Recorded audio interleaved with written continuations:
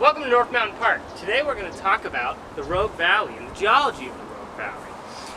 The Rogue Valley was made by millions of tiny movements from sand, dirt, water, all of it getting pushed across 4.5 billion years. That's the age of our Earth. Our Earth is 4.5 billion years old. That's a long time. That's so long. In fact, do you guys even know what the difference between a million and a billion is? A million seconds is 11 days. A billion seconds is 32 years. When you have such long time, even the small movements of sand being blown by the wind can create or destroy mountains. These long, slow actions drive geology. We call this big time scale geologic time, and it explains how small actions can have big consequences.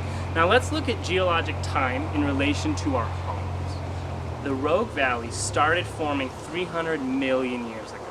300 million years ago. That seems so long, but in the scale of the Earth, that is much closer to us than it is to the beginning of the Earth. And so 300 million years ago, actually, we're going to do an activity. I want everybody to stand up, and we're going to use our body as a time scale. The bottom of our feet, the bottoms of our feet is going to be 300 million years ago. The tippy tops of our hair, that's going to be right now, present day, here. And so our valley wasn't even above the ocean 300 million years ago. This part of our valley was all underwater. In fact, we didn't start having the first islands forming the valley until 150 million years ago. Where on our time scale would 150 million years be? Yeah, it's going to be right around our tummies. We used to, dinosaurs, right? Let's talk about the dinosaurs. Everybody loves dinosaurs. Dinosaurs went extinct 60 million years ago. That would be where on our body time scale? Yeah, right at our chin. It's going to be right here. And finally, we didn't start having humans in the Rogue Valley until 10,000 years ago. That's going to be where? Yeah, just the tippy tops of our hair. In the big picture, humans have not been around on the Earth very long at all. And now that we've looked at kind of how long it took our valley to form, we're going to look specifically at the steps that our valley did as it formed.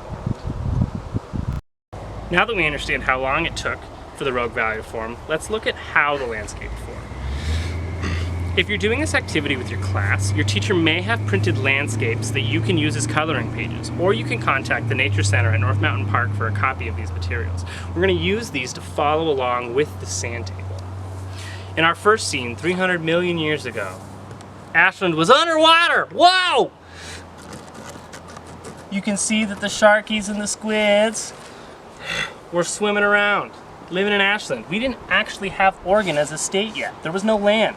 This coast is now known as Idaho, and it took 150 million years for our next scene to happen. So if you're following along at home, you can use that first sheet to start drawing and coloring in your favorite sea creatures.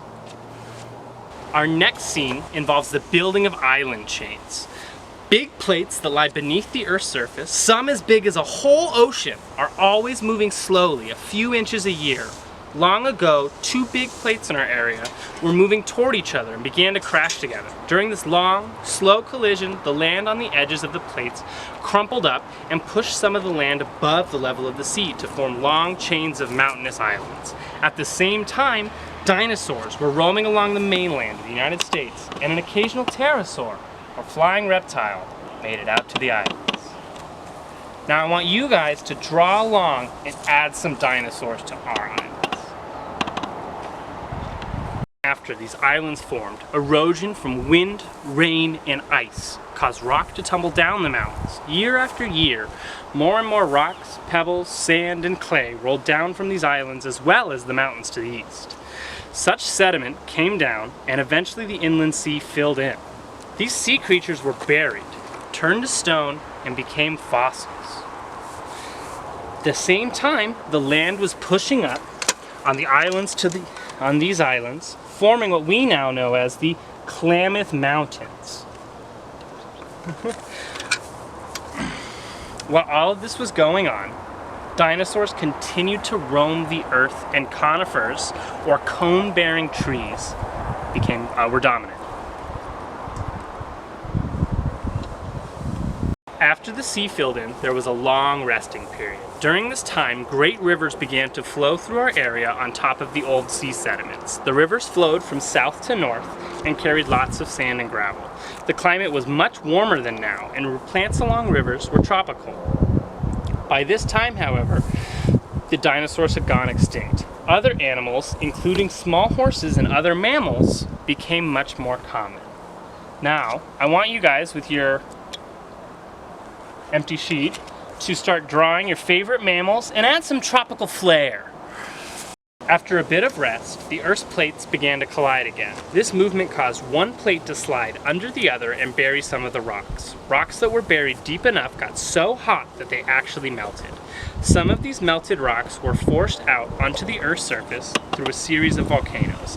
As these volcanoes continued to spill lava out of the surface, they formed a new mountain chain, which today we call the Western Cascades. At the same time, the climate began to cool, and new animals, such as woolly mammoths and the saber-toothed tiger, became a common sight.